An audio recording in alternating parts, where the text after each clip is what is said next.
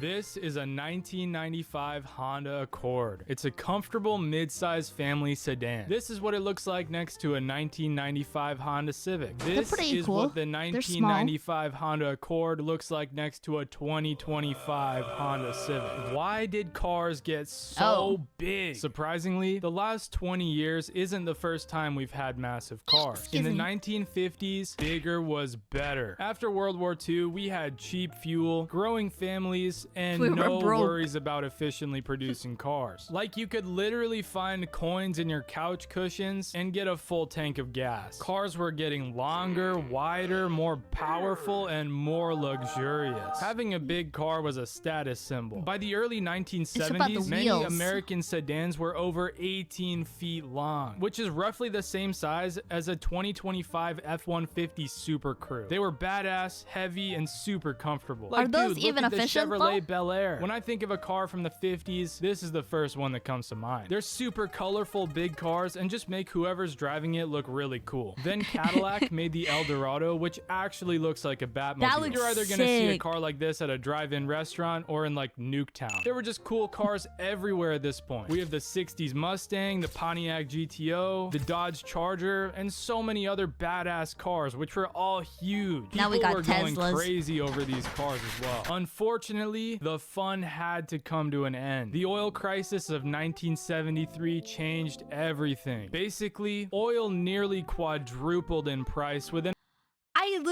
they said oil went up in price because because they're running out of oil. That's a cap.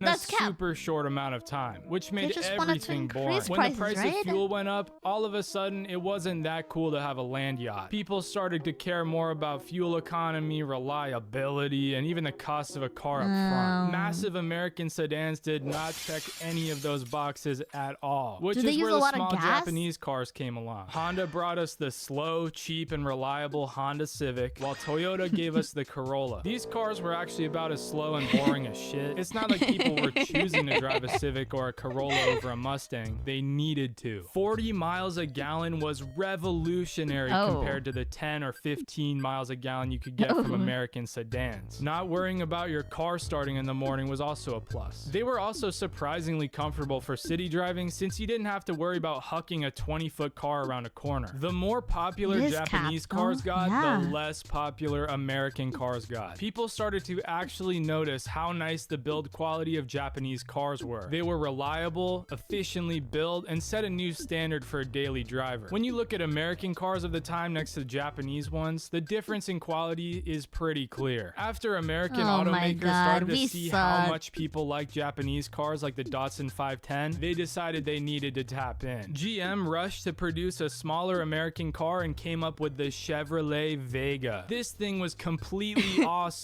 on paper. It's a really nice looking car. They were lightweight, had good fuel economy, and were affordable. Again, on paper. In reality, this shit just decomposed. The Vega actually had insane rust issues and was a reliability nightmare. The engine would overheat, the car chugged oil, and it was just a piece of shit. The issue wasn't only bad engineering. GM just cut corners and rushed the whole process to make something to compete with the Japanese option. Ford tried to fill the void by making the Pinto, which was also rushed, but the main issue is that it would actually just blow up. Speaking of blowing up, let's fast forward like 10 years. In the 1990s, safety became important all of a sudden. It became mandatory for cars to have airbags, stronger crash structures, more electrical, a whole lot of other bullshit. Well, I guess it wasn't really bullshit because the fatality rate dropped like 35%. Anyway, cars got boring and safe. These safety features added a decent amount of weight and size to the cars. So basically in the 50s, people cared about having a badass car, and then in the 90s, they cared about their family surviving or whatever. Volvo was one of the cars that made people start viewing safety as a luxury feature. The Volvo 850 looks about as cool as shit, and you just can't die while you're driving one. The 90s Accord had a bunch of new safety features and became even more popular. Finally, the US locked in and made the Ford Taurus, which was safe and practical. This kind of seems like the sweet spot, right? Around this time, cars were a good size, they were safe, they were reasonably raw. Although it was around this time that more emissions regulations were enforced, and that was kind of boring and also made cars a bit more expensive to produce. This is where things get interesting though. SUVs used to be just for park rangers or driving on rough terrain or dudes who go fly fishing on the weekend. But then automakers found this loophole that would print them cash. They realized that under US regulations, SUVs were considered light trucks, not cars. Trucks didn't have to meet the same fuel economy and safety regulations as cars, which meant these greedy automakers could simply drop a fat car on a cheap truck frame to make the most profitable vehicle possible. They basically sold it to suburban moms as a safer option for transporting their family. Better yet, the government didn't even give a shit about emissions or safety regulations because this thing was technically a truck. So people saw these fat cars on cheap truck frames and absolutely ate that shit up. SUVs became the new normal, and you basically saw these things everywhere. So daily traffic basically consisted of those normal sized cars from the 90s that I was talking about, and then just some absolute elephants like the Ford Explorer. Eventually, the people who got SUVs started to realize that it was kind of a pain in the ass to drive a truck everywhere. They rode rough, they handled like shopping carts with a broken wheel, and completely drank fuel. Drive so in the late 90s and early 2000s, automakers designed the vehicle that made everything big, the crossover. So let's take a step back. People loved the SUV because they felt safer, you sit up higher, and they're capable of getting over rough terrain. But people also loved cars because they were more comfortable size, they handled well, and they're fuel efficient. All of these factors bring me to the Lexus RX 300. It's basically a Toyota Camry that was stretched vertically, put on squishy suspension, and then built to be as comfortable as possible. Toyota did not give a shit about making this thing off-road capable. They just wanted it to be comfortable, and it turns out that's what people wanted too. The Lexus RX 300 sold extremely well right when it came out, and basically proved the entire crossover idea. Now every car got about as big as shit, which brings us to today. Hatchbacks basically died, wagons started to go extinct, and even sedans are on life support. If you look at an ad for a car on TV, 9 times out of 10 it's for some sort of safe, boring crossover. It's not like everyone wants to drive these cars, but you kind of have to in order to feel comfortable on the road. So I don't blame drivers for wanting to drive a car that's the same size as everyone else's. But it's just weird how quickly these types of cars became standard, right? I feel like in a lot of cases, wagons, hatchbacks, or even sedans have plenty of room for most people's needs. I wonder if we'll ever get back to small cars being normal. One of the funnier things about cars getting bigger is that sports cars are also getting bigger. Like BMW actually started putting M badges on massive cars like the E70 X5M. I think it's a really cool car, but putting an M badge on it feels really weird. I mean, it does make 555 horsepower, but an M car isn't about the speed in a straight line. Look at the E30 M3, for example. From this car until the E46 M3, maybe even the E92 M3, it was all about having a raw driver-focused car. They were light, the engines were rev-happy, and they were good cars all around. As big cars became more popular, so did BMW's M cars, and I think it's making them worse. Let's say you can pick between 2 BMW M5s to race in a hill climb. Your first option is the brand new G90 M5, which makes 720 horsepower and can get up to 60 miles an hour in just 3 seconds, which is super impressive. Your other option is BMW's third ever M5, the E39 M5. It makes under 400 horsepower. The 0 to 60 is 2 seconds slower than the G90, and I would pick the E39 every time. The E39 weighs a bit under 4,000 pounds, while the G90 M5 weighs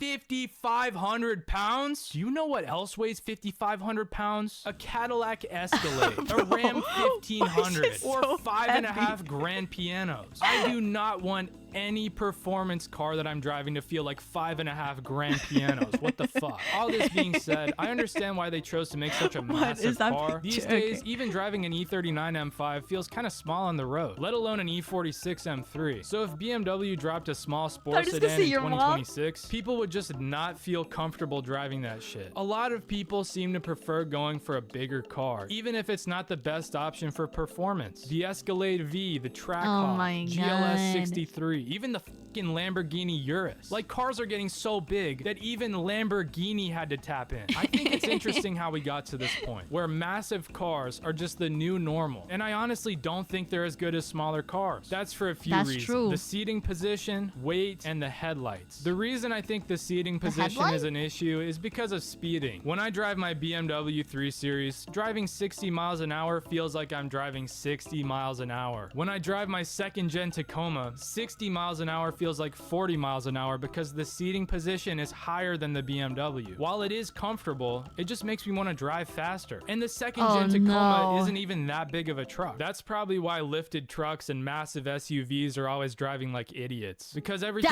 feels about as slow as shit to them. This is also why weight is an issue. Not only does it mean the car is gonna get shitty fuel economy, but you're gonna have people speeding in cars that can actually do damage. If I rear end someone in my Mini Cooper, first of all, I'd be pissed because it's a cool Mini, but second of all, it wouldn't do that much damage to their car. If I rear end someone in a Jeep Wagoneer, every single one of those 6,400 pounds is gonna completely pancake their car. Unless they're driving a massive car too, which is why everyone drives a massive car. I think if people drove smaller cars like wagons, people would be better drivers. When you're lower to the ground, it feels like you're going way faster than when you're in the air. Like driving a go-kart feels insane compared to being in an airplane. Maybe that's a terrible comparison, but yeah, you get the idea. Another thing that blows my mind is the grille size on these cars. Not only is it less aerodynamic, but if you get hit by one of these cars as a pedestrian, you're completely with a smaller car, you'd still definitely get hurt, but you'd end up just falling on the hood of the car. If an Escalade V hits you, you're just completely done, no questions asked. And if you're short, don't even get me started. The person driving the car just will not see you whatsoever, and they probably just will think you're a speed bump or something. A 90 Civic has roughly a 7-foot blind spot in front of the car, while the 2024 F-150 has a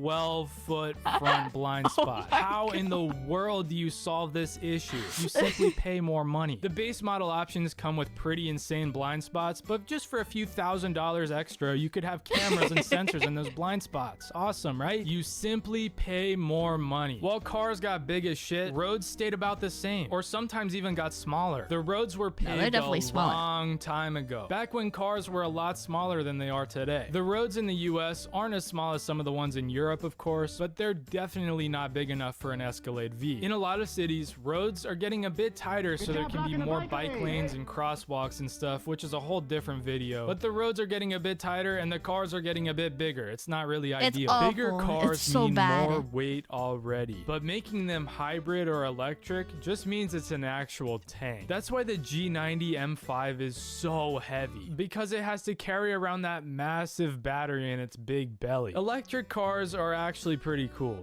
Sort of. The instant torque is cool. I never really gave a shit about electric cars until my friend drove me around in his Rivian. Even with 4 people in the Rivian, it pulled really hard. Electric cars are really quick and seem pretty cool, but I still hate them. There are very few electric cars that actually look like they have a soul. It's like every electric car was manufactured by IKEA or some shit. It's also kind of funny that electric cars just are not that good for the environment, even though that's like their main selling point. Don't get me wrong, they're still probably better for the earth than gasoline cars, but let's just start with battery mining. Lithium mining uses tons of water, and better yet, it's often mined in places without much water, so that's not really ideal. Cobalt mining destroys habitats, but more importantly, it makes ceramic glaze more expensive. I just learned that in my ceramics class like 2 days ago. Nickel mining also fucks with the earth, so that's not ideal, but a lot of the real issues are with manufacturing the cars. Surprisingly, EV production generally creates more emissions up front than building a gasoline car. On top of mining all that shit for the battery, you also need to make the fucking battery. Manufacturing car batteries is pretty intensive and not necessarily environmentally friendly. I'm looking at you.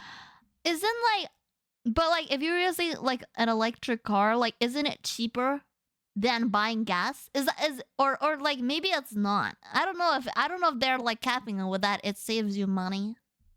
Polestar. Where does the electricity it's still even come from? By expensive. the way they advertise some of these electric cars, it makes it seem like electricity just comes from the power Almost of same friendship or some eventually. shit. In areas that rely on energy from coal, charging an EV just means Over you're burning a time. shit ton of coal. I mean, as I said earlier, EVs are still better for the Say for earth than Philip, you lose out on gasoline cars, but insurance? like it's kind of crazy to market them as environmentally friendly. Either way, I think the most off-putting thing about these cars is how heavy and ugly they are. They all That's look and sound awful. like appliances. I don't know what the thought behind that was. They're just like massive air fryers that weigh as much as your Speaking of massive air Dude, oh my god. You guys called that. He did make the fryers in your joke. I feel like bigger cars attract bad drivers. Do bigger cars attract bad drivers? Well, more metal around you means you're safer, right? Maybe. I feel like it's a similar problem to football helmets. Hear me out. The gear that football players wear is to protect them from normal play. But with more protective gear, the players are a lot more willing to take risks that they wouldn't have otherwise, which leads to worse injuries. So with a big, heavy car, tons of safety features, and a super high seating position, They're you gonna feel crush a me little like bit a pancake. And who would want these features more than a bad driver, right? Let's say you're looking for a new car and you're not very confident in your driving skills. The dealership has a Mazda Speed 3 or a Chevy Suburban. The only driving you do is to the grocery store and to your office job, so both of these cars have the right amount of luggage space for you. Since you're not too confident in your driving abilities, you're definitely gonna go with the Chevy Suburban. It's much harder to drive daily, but having that much more metal around you just makes you feel safer. Despite the other option being more fuel efficient, easier to drive, and most likely cheaper up front, driving a bigger car just feels more comfortable. The problem with this is now we have another unconfident driver in a massive, heavy car. They might drive faster because it feels slow. That's why all the people that drive trucks suck. They suck. They might park like shit because the car is so massive. And now everyone else on the road has to stay clear of a car that could flatten them. Also, a lot of these new large cars come with lane assist, auto braking, and a bunch of other false senses of safety. While these might seem beneficial, people are going to be less focused than before. It seems almost more harmful than helpful. When I'm driving my Mini Cooper, I'm completely locked in. It's manual, it's tiny, it's pretty quick, and I can't be scrolling reels or anything while I'm driving because then the car just won't work. On top of these features, tons of new cars have actual iPads in them. I just think it's weird that a selling point for new cars is that you can be less focused on the road. The headlight angle is what pisses me off the most about big cars though. For some reason, the dudes who designed these huge cars decided that they needed to make the headlight angle completely blinding for anyone with a smaller car. Whenever a massive car is behind me at night, it makes driving nearly impossible. Merging onto the highway with one of these cars behind you is super difficult. Not only is your rear view mirror blinding you, but so are the wing mirrors, which you actually need to use to merge onto the highway. The drivers of these huge cars can't do anything about it either. They just sit up so high that their headlight angle actually just needs to be that way. It's really weird. I feel like I should just mount a light bar to the back of my trunk so I can defend myself. Just to put into perspective how big some of these cars are, the 9,500-pound GMC Hummer EV is roughly the weight of 10 concert-sized grand pianos.